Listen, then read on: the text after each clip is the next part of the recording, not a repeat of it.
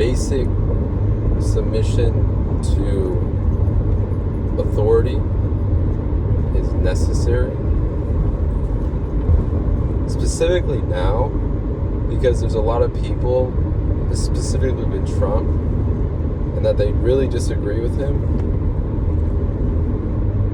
And it's like, whether you like him or you hate him, I mean, he's the president. And so that's why, like, you should pray for him. We should pray for everyone. Pray for our leaders. Pray for the whole world, essentially. Because when that trust, when that breaks down, that's why you see all these assassination attempts. Because people think that killing Trump is somehow going to make everything better, which I disagree with, especially if you value life. Even if you think Trump is like the worst in the whole world, like, you shouldn't want him dead. And so that's why prayer is good, because you can oftentimes think about these things and then not be so angry about different things happening. So I liked what Pope Leo said about how all war is not blessed by God. And I really agree, because if you have a disagreement with someone or a different nation, that can be resolved through dialogue.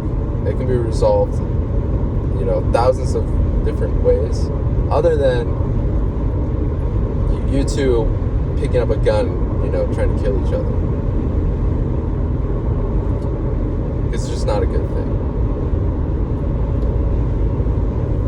And so nowadays, people are kind of on edge.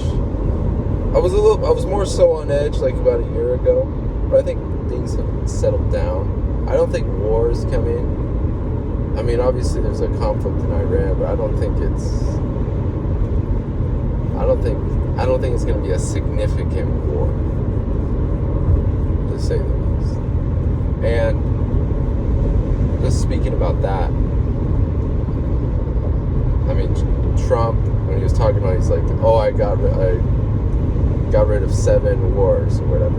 He ended 6 or 7 wars, 6, 7. And I was thinking about that. I'm like, oh, that's a good thing, And then, so it's like, if you end 6 or 7 wars, I think you get to start one. I don't know, but I was just thinking about that. I thought that was funny. But I think we forget about what war is. It's very brutal.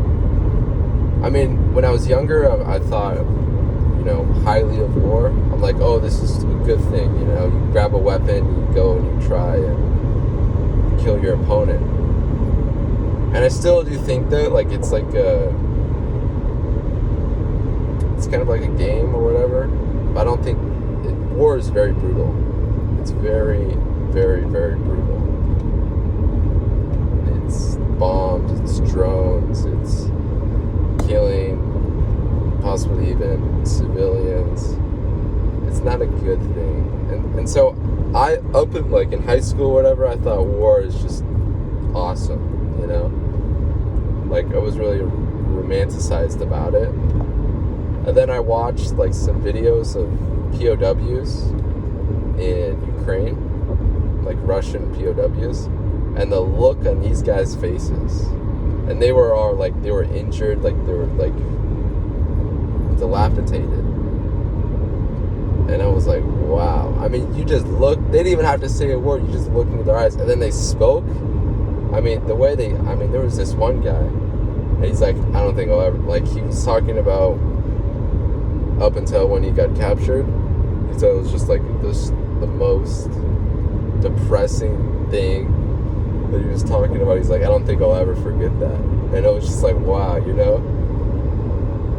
And so after watching those videos, I no longer think, war is good. With that being said, there are things we're dying for, certainly. But right now, I think Trump, he gets a B plus grading. A lot of things he did good, And it's like, of course we want perfect leaders, but we ourselves, I think we should look internally and say we ourselves should be perfect. But of course we should want perfect leaders. But that starts with ourselves. That starts with us being perfect. And then, because of course we're praying for everyone, they'll also become better. And so I don't like the assassination attempts, and I don't like the sort of disobedience out of people. And this it starts in the home. It's because when children, this is why it's one of the 10 Commandments is to honor your father and your mother. It starts in the home, because oftentimes people grow up without a mom or a dad, and even then the mom and dad, they don't really like each other, and they're really and then talking to the child about it.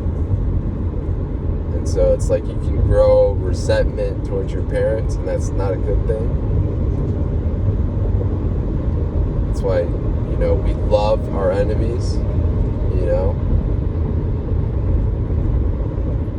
It's not a good thing. And so when that breaks down, then no longer at school, you no longer just, you'll act out at school, and then professors and teachers, and then maybe even the law. You'll start breaking laws, and it's a downward spiral until eventually you go to jail, or even possibly, even worse, get killed. And so it's just like a downward spiral. Now, basic submission doesn't necessarily mean you agree with everything, every policy, everything that the leader's doing. But it is you open to dialogue, open to hearing what this person has to say. And ultimately, which I love, Romans 13, it's like God is the one who put this person into power. And so, Trump's in office, yes. You may hate him. Great. Jesus said, love your enemies. Try working on that. Pray for those who persecute you. And so it's that, with that prayer, it's far more effective than, grabbing a gun and thinking you're going to try to fix something. And I liked what J.D. Vance said when he was talking about this. I think it was shortly after the second or third Trump assassination, or the first one. And he's like, I will tone down rhetoric because this is not good. And it's not. Let's say hypothetically, Trump gets killed. Now what? Now J.D. Vance is president. Now he elects a vice president.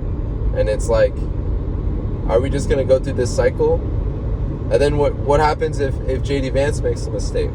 Oh, bam, now he's dead. And it's like, you can quickly ruin a country by doing that. Quickly. I think in Mexico, which was, again, I'm not saying anything. I don't know. God knows. But I think there was about 20 candidates for the Mexican presidency. And I think 19 of them were killed or whatever. I think it was 23.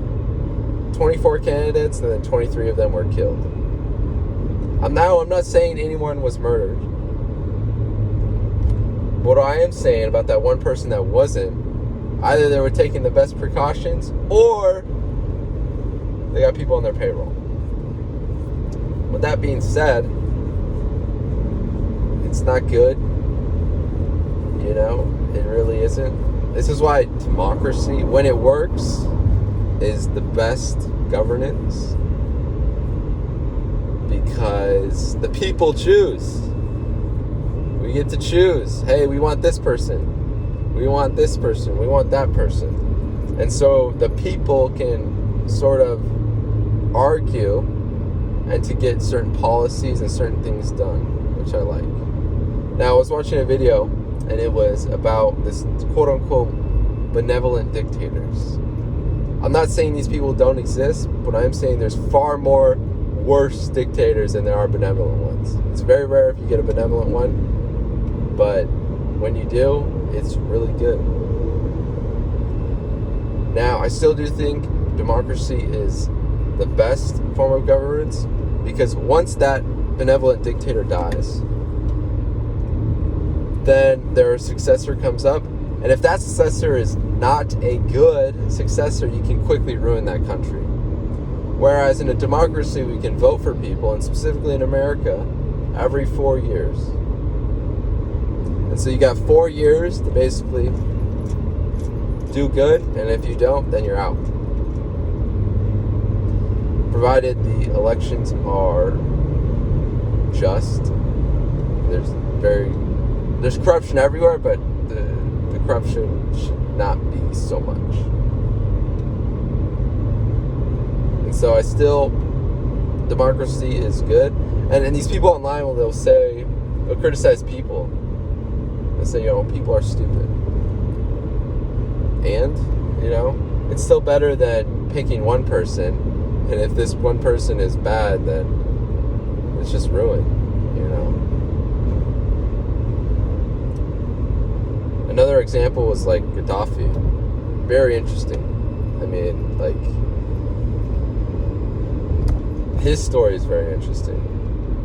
But it's like the average citizen's quality of life dramatically improved during his reign. And then, other nations said this is not good, and so they went in and they took it out. So, yeah. That's why we should, but just pray for people, especially those you hate. I mean, that needs to be the number one thing. Because it's not good when you hate people. It's not a good thing. Anyway, God bless.